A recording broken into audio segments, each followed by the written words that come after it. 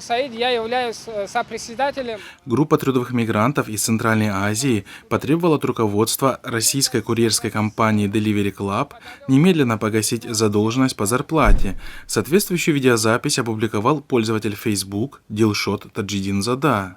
Руководство компании не выплатило своим работникам зарплату за последние месяцы, вследствие чего курьеры, многие из которых мигранты из стран Центральной Азии, в том числе из Таджикистана, остались без средств к существованию. 2 недели будет, ничего не кушаю, я только хлеб и вода. Вот я с Красногорска приехал на велосипеде. Из-за того, чтобы у меня не было... Дошло даже до того, что некоторые вынуждены жить в лесах и парках, так как не могут оплачивать аренду жилья. После многочисленных попыток достучаться до руководства компании, один из работников трудовой мигранта из Таджикистана собрал всех курьеров во дворе и от имени профсоюза курьеров призвал к забастовке.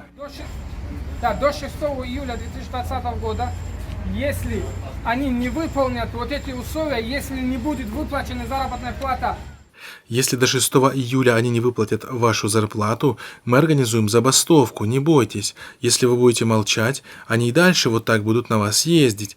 Обратился он к коллегам, которые его единодушно поддержали. Об этом сообщает новостной портал Ахбор.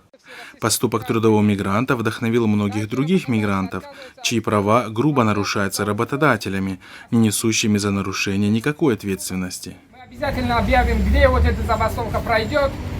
Правозащитники отмечают, что этот и ему подобные прецеденты в очередной раз демонстрируют, в каком уязвимом положении находятся в России трудовые мигранты из Центральной Азии, чьи интересы не отстаивают правительства их стран.